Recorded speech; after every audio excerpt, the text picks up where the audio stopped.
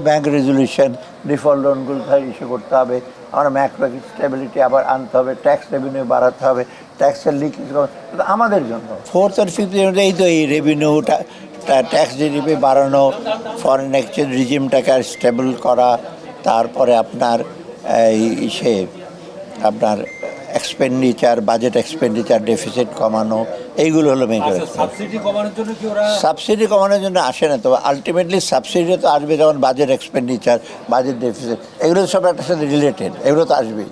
Sir, আপনারা তো already 8 মাস এসছেন ইন্টারিম গভর্নমেন্ট, আইএমএফ এখন এইবার এসে আপনাদের কি বললো যে বাংলাদেশের ইকোনমি বা ওরা বাংলাদেশে ইকোনমি বলেছে মোটামুটি এখন things are stable, things are moving to the right direction, কিন্তু এই রিভিউর পর ওটা একটু দেখবে।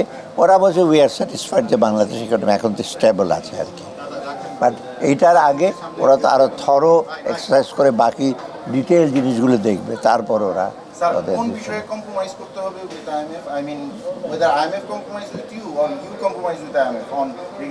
আমি সোজাসুজি বলেছি আমাদের কনটেক্সটে আমাদের যা যা করার আমরা করতে চেষ্টা করছি।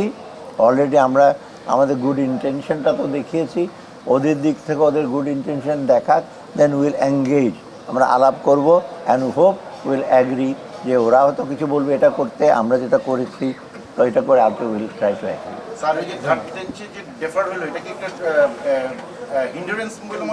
না না বলি, আমাদের তো এখন তো ফরেন ইস্যু আমরা করেছি যে একসাথে হলে ভালো হয়, কারণ প্রায়র অ্যাকশনগুলো যদি আমরা নিই তা আমাদের এটা নট দ্যাট যে আইএমএফ বলছে দেখে করছি, এটা আমাদের ব্যাংক রেজলিউশন, ডিফল্ট লোনগুলো ইস্যু করতে হবে, আমরা ম্যাক্রো স্টেবিলিটি আবার আনতে হবে, ট্যাক্স রেভিনিউ বাড়াতে হবে, ট্যাক্সের লিকেজ আমাদের জন্য।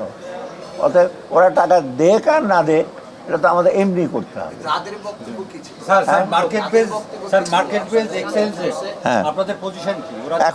এখনো এটা বাংলাদেশ ব্যাংকের সাথে কথা বলবে, তখন রেভিনিউটা লিকেজ হয়। রেভিনিউ আমাদের ট্যাক্স জিডিপি রেশিও তো আমাদের 7.5, গিভেন আওয়ার জিডিপি আমাদের এটা তো নেপালের চেয়ে অনেক বড়। ওরা বলছে নেপালের চেয়ে তো তোমাদের অনেক কম, নেপাল তো 12-13%, ইন্ডিয়া প্রায় 17-18%। তো ওরা বলছে তোমাদের হয় বিকজ আইদার নেট কম, লক্ষ লক্ষ লোক আছে তারা জিরো ট্যাক্স রিটার্ন দেয়, অথচ ইনকাম হয়তো আছে দেয় না, এইগুলোর ব্যাপারে হ্যাঁ ওটা আমরা বলেছি সিঙ্গেল রেটটা আমরা চেষ্টা করবো, কিন্তু একবারে সিঙ্গেল রেট আমরা পৌঁছতে পারবো না।